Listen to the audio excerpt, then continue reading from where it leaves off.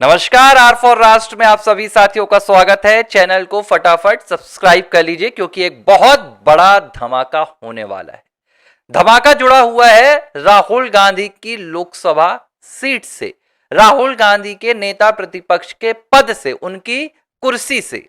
2023 की आपको बात याद होगी जब राहुल गांधी ने मोदी सरनेम मामले में अपना बयान दिया था। बयान के बाद उनके खिलाफ बाकायदा सूरत की एक अदालत में मानहानि का प्रकरण दर्ज किया गया था और इस पूरे मामले में सुनवाई के बाद राहुल गांधी को दोषी मानते हुए 2 साल की सजा सुनाई गई थी।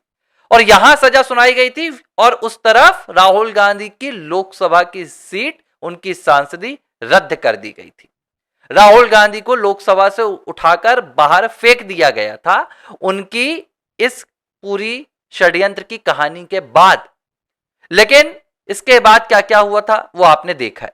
राहुल गांधी का बंगला छिन गया था, बाद में यह मामला हाईकोर्ट गया, वहां से भी राहुल को राहत नहीं मिली गुजरात हाईकोर्ट से, लेकिन सुप्रीम कोर्ट से राहत मिल गई थी। लेकिन 3 साल बाद, 3 साल बीत जाने के बाद एक बार फिर से यह समय का जो पहिया है राहुल गांधी की जिंदगी में, यह उल्टा चल पड़ा है और राहुल गांधी एक बार फिर से ऐसे ही एक और मानहानि के प्रकरण में इस हालात पर आकर खड़े हो गए हैं। वो कहते हैं ना कि इस मुहाने पर आकर खड़े हो गए हैं जहां राहुल गांधी की अब कुर्सी छीनने से कोई नहीं रोक सकता। राहुल गांधी को 2 साल की सजा यहां पर होने की लगभग संभावना बन चुकी है। और जब यह बात राहुल गांधी को पता चली कि अब तो सजा भी होगी, कुर्सी भी जाएगी, लोकसभा की भी और विपक्ष के नेता की भी, तो राहुल गांधी ने फटाफट अपनी कुर्सी बचाने के लिए आओ देखा न ताओ देखा, सीधा पहुंच गए मध्य प्रदेश हाईकोर्ट।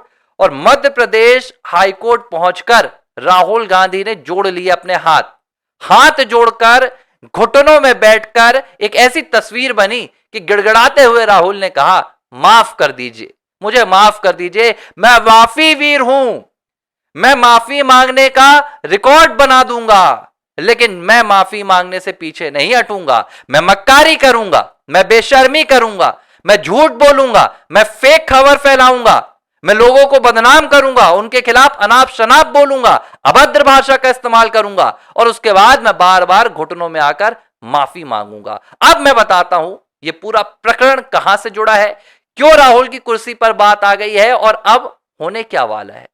साल 2018 की बात है, लोकसभा चुनाव से पहले राहुल गांधी मध्य प्रदेश के झाबुआ पहुंचे थे। बहुत बड़ी रैली हो रही थी और इस रैली के दौरान राहुल गांधी ने मध्य प्रदेश के पूर्व मुख्यमंत्री शिवराज सिंह चौहान के बेटे कार्तिकेय सिंह को लेकर एक ऐसा बयान दे दिया जिस बयान ने राहुल गांधी की जिंदगी में इस वक्त का सबसे बड़ा संकट लाकर खड़ा कर दिया है। शायद राहुल ने कभी सोचा भी नहीं था कि जिस शख्स का वो नाम ले रहे हैं, शायद राहुल उनसे पहले कभी मिले भी नहीं, राहुल को यह भी नहीं पता होगा कि वो राजनीति में है या नहीं है, लेकिन अपने सियासी मतलब को पूरा करने के लिए, अपनी सियासत की दुकान चलाने, राहुल गांधी ने कार्तिकेय सिंह चौहान का नाम लिया और यह नाम सीधे पनामा पेपर कांड से जोड़ दिया। राहुल गांधी ने कार्तिकेय सिंह को भी पनामा पेपर कांड से जोड़कर मध्य प्रदेश के पूर्व मुख्यमंत्री शिवराज सिंह चौहान को बदनाम करने का प्रयास किया था। राहुल को लगा चुनाव चला जाएगा, बात चली जाएगी, लेकिन ऐसा नहीं हुआ। शिवराज सिंह चौहान के बेटे कार्तिकेय चौहान अड़ गए। उन्होंने ये नहीं देखा कि राहुल गांधी नेता प्रतिपक्ष हैं, कांग्रेस पार्टी के नेता हैं, राजीव के बेटे, इंदिरा के पोते, सोनिया के दुलारे, उनको कोई फर्क नहीं पड़ा। बेटे तो शिवराज सिंह चौहान के हैं, उनके ही बेटे हैं जो पैदल चल चलकर आंदोलन करते थे इन कांग्रेसियों के खिलाफ, उनके ही बेटे हैं जिसने इमरजेंसी के दौरान इंदिरा को याद दिला दिया था कि कौन है शिवराज सिंह चौहान। कार्तिकेय सिंह ने एमपी एमएलए कोर्ट में मानहानि का मुकदमा दर्ज करा दिया।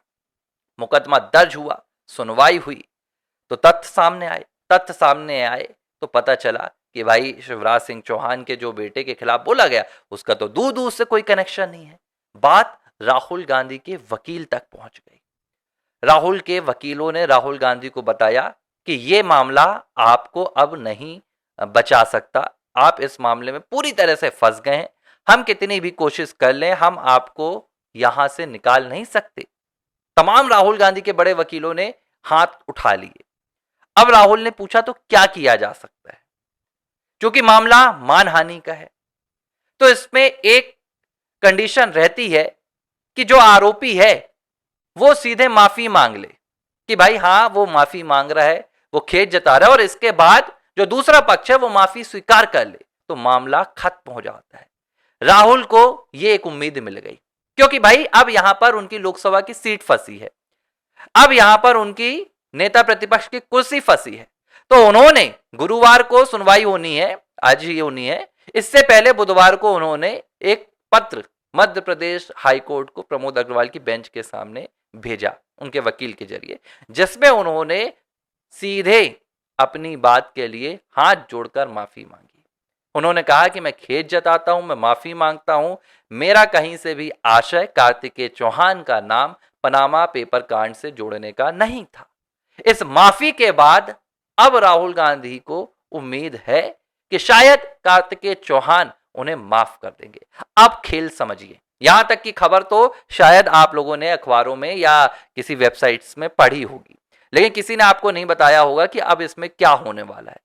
कार्तिकेय चौहान अब राहुल गांधी के लिए सबसे बड़े खतरा बन चुके हैं, क्योंकि अगर कार्तिकेय सिंह चौहान राहुल गांधी को माफ नहीं करते हैं, अगर कार्तिकेय सिंह चौहान ने राहुल का माफीनामा ठुकरा दिया तो राहुल गांधी के घुटने में बैठने के बावजूद, शिवराज सिंह चौहान के बेटे के सामने गिड़गिड़ाने के बावजूद राहुल गांधी को माफी नहीं मिल पाएगी और इस मामले में सजा होना उनके खिलाफ तय है।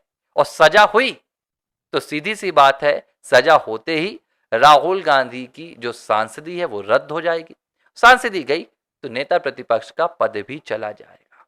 ये हालात हैं राहुल गांधी के आज की डेट पर। ये व्यक्ति भारत में नेता प्रतिपक्ष है जो किसी भी जो नॉन पॉलिटिकल व्यक्ति उसके खिलाफ भी बयान दे देता है, और बयानों में झूठ इतना भरा होता है कि कई पुश्ते भी गांधी परिवार के उस झूठ को पोंछ ना पाए।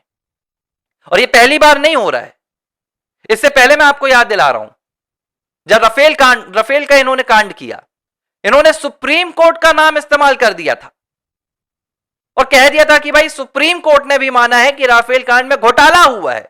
मतलब हद हो गई, देश की सर्वोच्च न्यायालय का नाम भी राहुल गांधी अपनी जुबान से ले रहे हैं तो उसमें भी झूठ का लबादा लपेट रहे हैं। मतलब यह व्यक्ति पप्पू नहीं है, यह व्यक्ति बहुत बड़ी साजिश करता है, इसकी हर बात साजिश रहती है।